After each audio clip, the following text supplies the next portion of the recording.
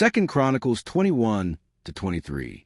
Then Jehoshaphat rested with his ancestors, and was buried with them in the city of David. And Jehoram his son succeeded him as king. Jehoram's brothers, the sons of Jehoshaphat, were Azariah, Jehiel, Zechariah, Azariah, Michael, and Shephatiah. All these were sons of Jehoshaphat, king of Israel. Their father had given them many gifts of silver and gold and articles of value, as well as fortified cities in Judah, but he had given the kingdom to Jehoram, because he was his firstborn son. Jehoram, king of Judah.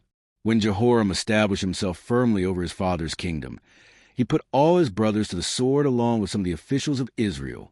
Jehoram was 32 years old when he became king, and he reigned in Jerusalem 8 years. He followed the ways of the kings of Israel, as the house of Ahab had done, for he married a daughter of Ahab. He did evil in the eyes of the Lord. Nevertheless, because of the covenant the Lord had made with David, the Lord was not willing to destroy the house of David. He had promised to maintain a lamp for him and his descendants forever. In the time of Jehoram, Edom rebelled against Judah and set up its own king. So Jehoram went there with his officers and all his chariots. The Edomites surrounded him and his chariot commanders, but he rose up and broke through by night. To this day, Edom has been in rebellion against Judah. Libnah revolted at the same time, because Jehoram had forsaken the Lord, the God of his ancestors. He had also built high places on the hills of Judah, and had caused the people of Jerusalem to prostitute themselves, and had led Judah astray. Jehoram received a letter from Elijah the prophet, which said, "This is what the Lord, the God of your father David, says, You have not followed the ways of your father Jehoshaphat or of Asa king of Judah, but you have followed the ways of the kings of Israel, and you have led Judah and the people of Jerusalem to prostitute themselves, just as the house of Ahab did. You have also murdered your own brothers, members of your own family, men who were better than you. So now the Lord is about to strike your people, your sons, your wives, and everything that is yours with a heavy blow. You yourself will be very ill with a lingering disease of the bowels, until the disease causes your bowels to come out." The Lord aroused against Jehoram the hostility of the Philistines and of the Arabs who lived near the Cushites. They attacked Judah, invaded it, and carried off all the goods found in the king's palace, together with his sons and wives. Not a son was left to him, except Ahaziah, the youngest. After all this, the Lord afflicted Jehoram with an incurable disease of the bowels. In the course of time, at the end of the 2nd year, his bowels came out because of the disease, and he died in great pain. His people made no funeral fire in his honor, as they had for his predecessors. Jehoram was 32 years old when he became king, and he reigned in Jerusalem 8 years.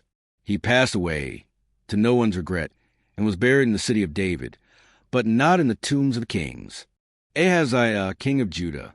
The people of Jerusalem made Ahaziah, Jehoram's youngest son, king in his place, since the raiders, who came with the Arabs into the camp, had killed all the older sons. So Ahaziah, son of Jehoram, king of Judah, began to reign. Ahaziah was 22 years old when he became king, and he reigned in Jerusalem 1 year. His mother's name was Athaliah, a granddaughter of Omri. He too followed the ways of the house of Ahab, for his mother encouraged him to act wickedly. He did evil in the eyes of the Lord, as the house of Ahab had done, for after his father's death they became his advisers to his undoing. He also followed their counsel when he went with Joram son of Ahab king of Israel to wage war against Hazael king of Aram at Ramoth-Gilead. The Aram means wounded Joram. So he returned to Jezreel to recover from the wounds they had inflicted on him at Ramoth in his battle with Hazael king of Aram. Then Ahaziah son of Jehoram king of Judah went down to Jezreel to see Joram son of Ahab, because he had been wounded. Through Ahaziah's visit to Joram, God brought about Ahaziah's downfall. When Ahaziah arrived, he went out with Joram to meet Jehu son of Nimshi, whom the Lord had anointed to destroy the house of Ahab. While Jehu was executing judgment on the house of Ahab, he found the officials of Judah and the sons of Ahaziah's relatives, who had been attending Ahaziah, and he killed them. He then went in search of Ahaziah, and his men captured him while he was hiding in Samaria. He was brought to Jehu and put to death. They buried him, for they said, "He was a son of Jehoshaphat, who sought the Lord with all his heart." So there was no one in the house of Ahaziah powerful enough to retain the kingdom, Athaliah and Joash. When Athaliah, the mother of Uzziah, saw that her son was dead, she proceeded to destroy the whole royal family of the house of Judah. But Jehoshaphat, the daughter of King Jehoram, took Joash son of Uzziah and stole him away from among the royal princes who were about to be murdered and put him and his nurse in a bedroom, because Jehoshaphat, the daughter of King Jehoram and wife of the priest Jehoiada, was Ahaziah's sister. She had a child from Athaliah, so she could not kill him. He remained hidden with them at the temple of God for 6 years, while Athaliah ruled the land. In the 7th year, Jehoiada showed his strength. He made a covenant with the commanders of units of 100, Azariah son of Jeroham, Ishmael son of Jehohanan, Azariah son of Obed, Messiah son of Adaiah, and Elishaphat son of Zichri. They went throughout Judah and gathered the Levites and the heads of Israelite families from all the towns. When they came to Jerusalem, the whole assembly made a covenant with the king at the temple of God.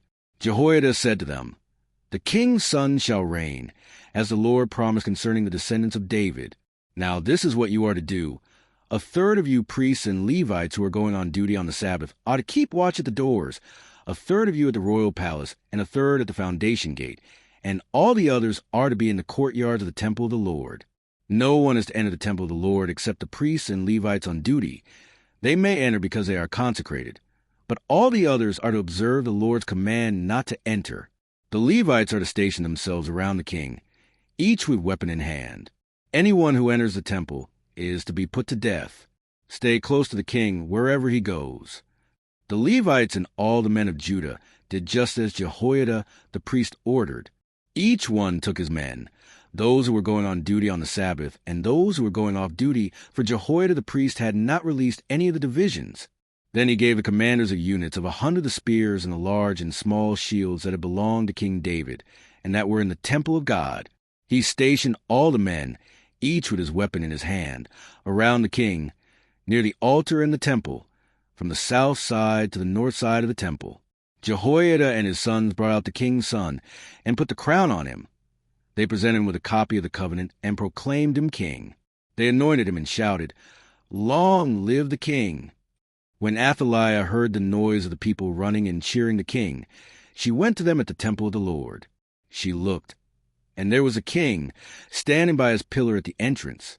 The officers and the trumpeters were beside the king, and all the people of the land were rejoicing and blowing trumpets, and musicians with their instruments were leading the praises. Then Athaliah tore her robes and shouted, "Treason! Treason!"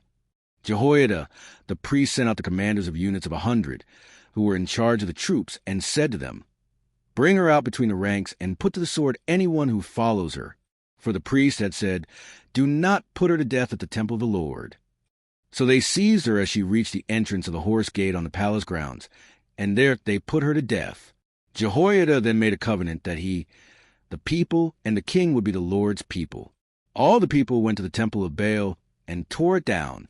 They smashed the altars and idols, and killed Mattan the priest of Baal in front of the altars. Then Jehoiada placed the oversight of the temple of the Lord in the hands of the Levitical priests, to whom David had made assignments in temple, to present the burnt offerings of the Lord as written in the law of Moses, with rejoicing and singing as David had ordered. He also stationed gatekeepers at the gates of the Lord's temple, so that no one who was in any way unclean might enter. He took with him the commanders of hundreds, the nobles, the rulers of the people, and all the people of the land, and brought the king down from the temple of the Lord. They went into the palace through the upper gate, and seated the king on the royal throne. All the people of the land rejoiced, and the city was calm, because Athaliah had been slain with the sword.